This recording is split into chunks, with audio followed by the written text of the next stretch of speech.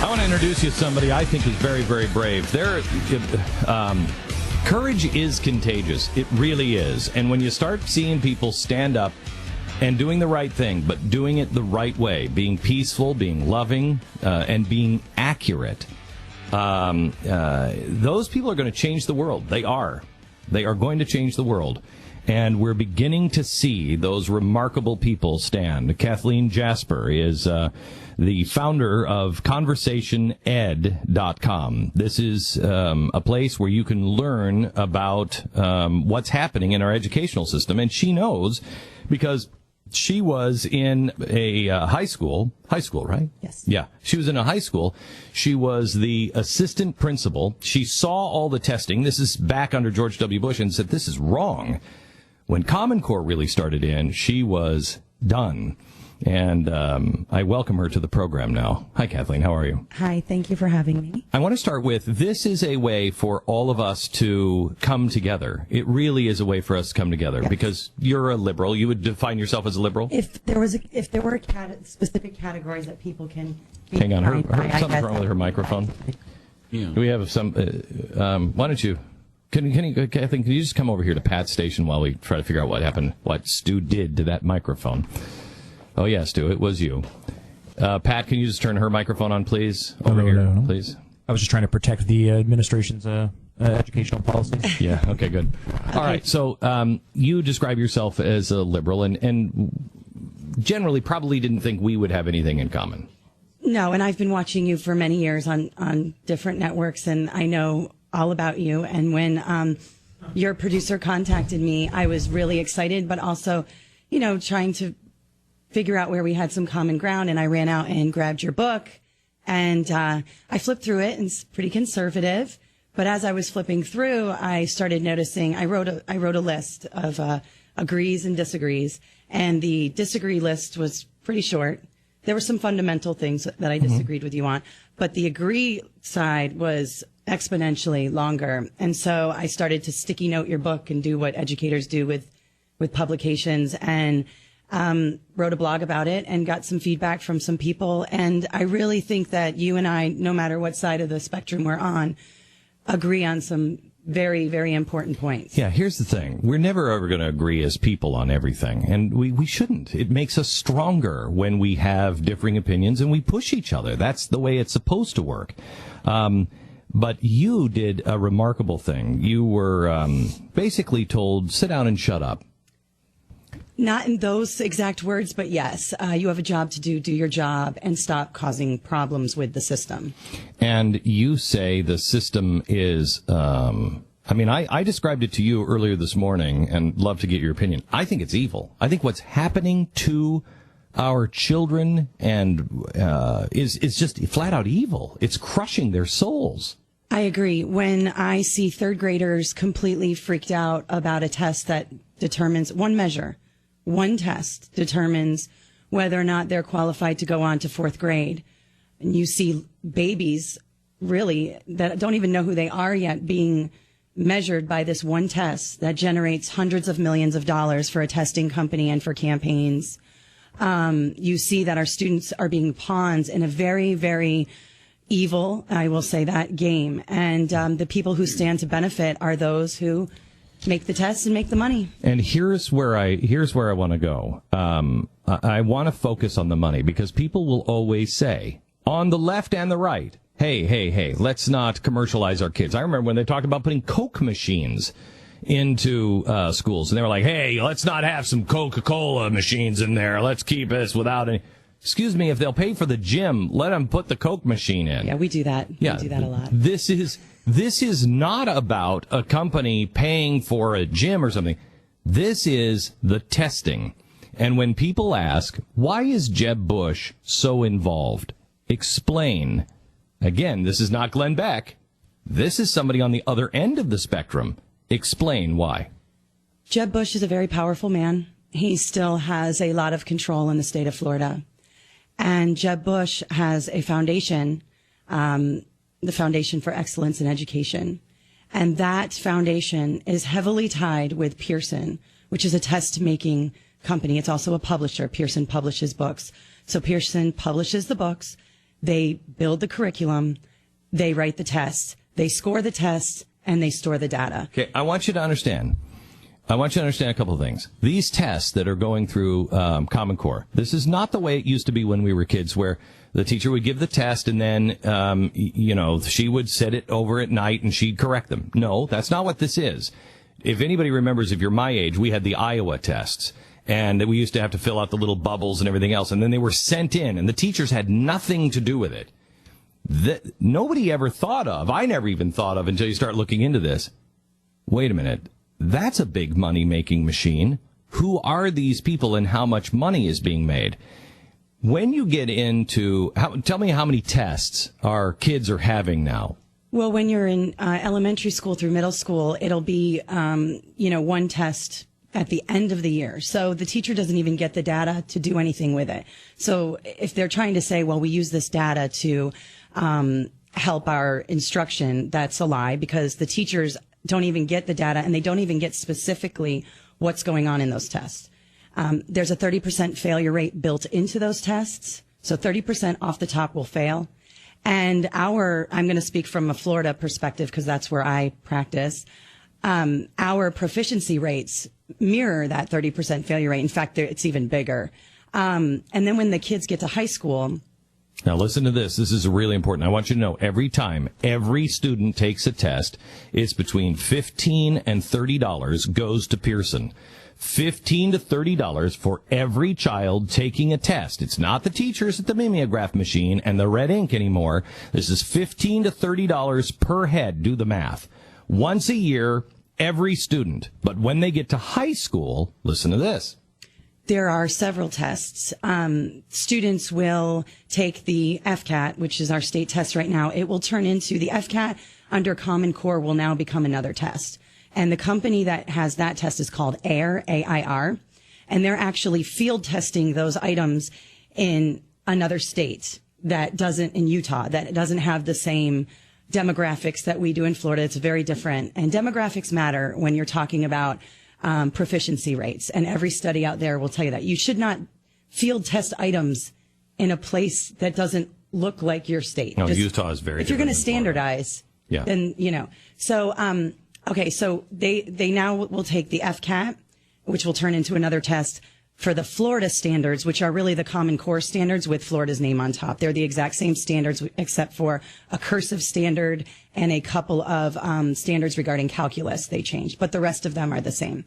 And so the students will take that state test, but also right now they're taking 5 subject area tests. So they're taking geometry, algebra, biology, American history, FCAT reading, and FCAT writing. And when a student... So I want you to keep track of that. That's 7 tests at $15 to $30 per head times 7. But it gets even better. When the students do not pass those exams in high school because there's a mandate that if you don't, under No Child Left Behind, that has been also pushed through Race to the Top. So that same mandate is there.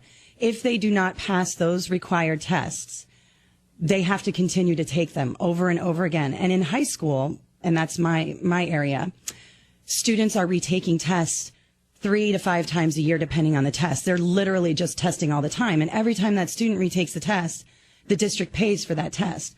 So Pearson is in the business of failure because failure drives the machine. It's great that you have these students passing the test, but really where Pearson is making its money is through the failure of our students. And that's where I have the biggest problem. That they are making money off the failure of our young people. Okay, so I just want to do the math. Just do the math. One student takes 7 tests. 7 times 50. I don't know how many groups of 10 you have to do and circle, and I don't know how to do that. Make sure you use CommonCore mathematics when doing that. But 7 times 15 to 30. That's one student, assuming they pass. But the pass and failure rate, the failure rate is anywhere from 30 to 50% on those tests. So let's just take the low number. 30% fail. So 30% has to do them all again. So you double it. And that's assuming that they pass it the second time. And you said how many times are they generally taking them? I have students retaking tests their entire high school career.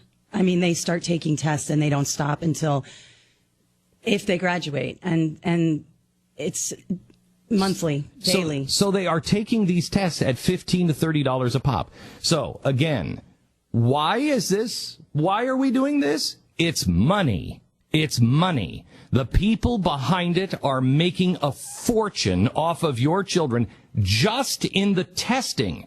But that doesn't even go to the data collection.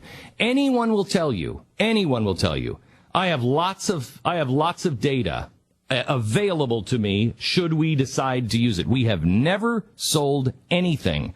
Our email list, our subscriber list, we keep that confidential. That's between you and me. That's it. I could sell that for millions of dollars. Do you know how many people would love to have the data that we have on such a loyal audience? Millions of dollars I could sell that for. And that's me. Now you're testing everybody in the United States. The metadata that you are having, that is the future. The most important transaction you can make with somebody is to buy metadata. It's worth more than gold. And so they're gathering all this up. And can I just say that teachers and administrators have really become slaves to this data. So every decision that is made is based on this one measure. So regardless of the fact that the teacher understands these students in a more personal, informative way and understands what their strengths and weaknesses are, the state goes by the one measure and the one measure only, and that's where I have a big problem. And that's where, with CommonCore, it's going to get worse because now you have one national test. And every student is different. Every student is unique. And having a national curriculum and having a national test does not begin to fix the multifaceted problems that we have regarding, poverty or achievement levels or achievement gaps or whatever you want to talk about. And that is just one big giant curriculum is not going to solve those problems. If I may remind you a story that Rabbi Lapin taught me. It's the Tower of Babel. Let us make bricks.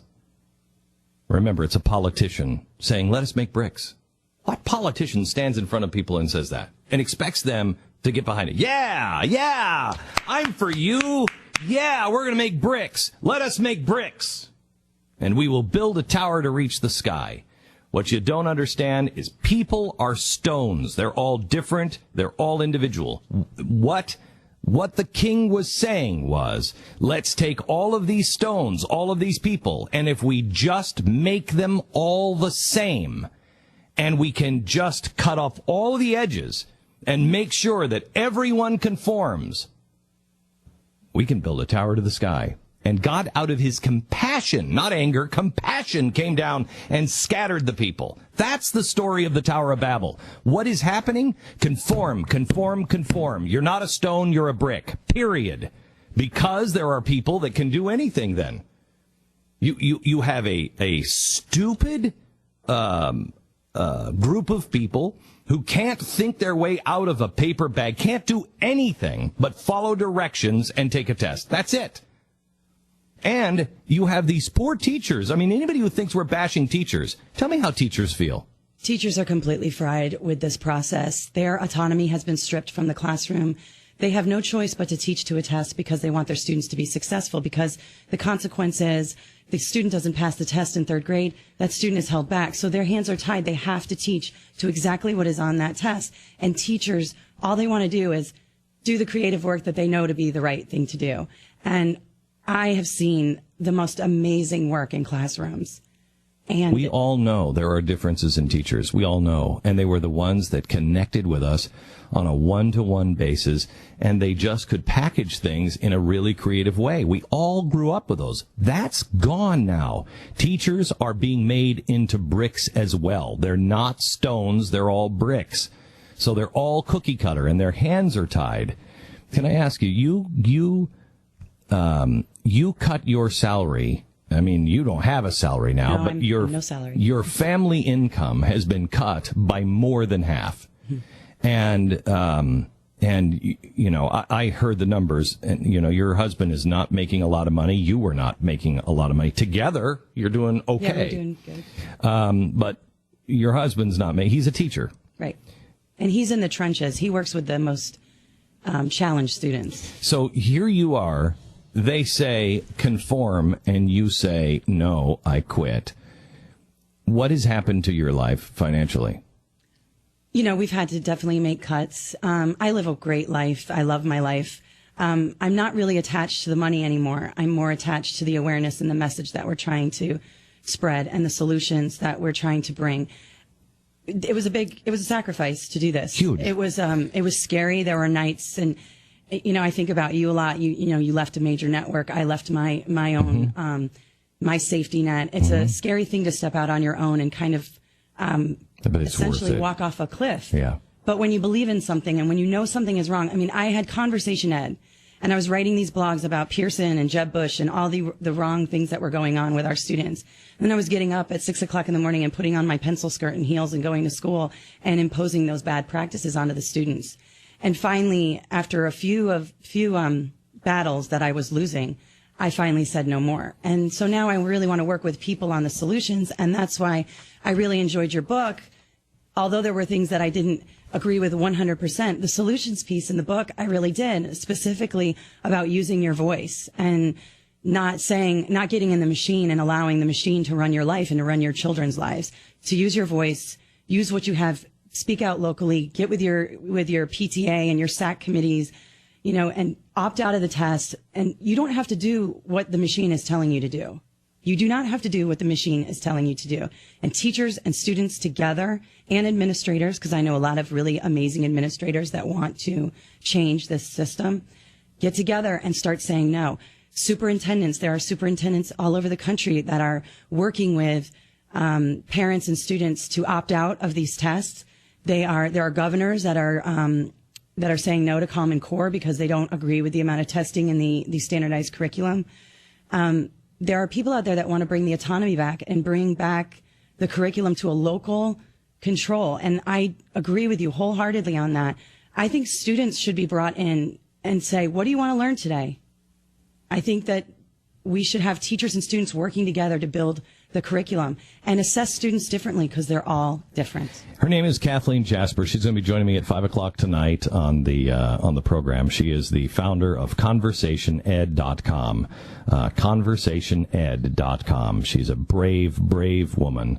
And it's an honor to know you, an honor to have you on the program. It's an honor to be here. Thank you. Thank you. And the book is Conform, Exposing the Truth About CommonCore and Public Education. Available wherever books are sold.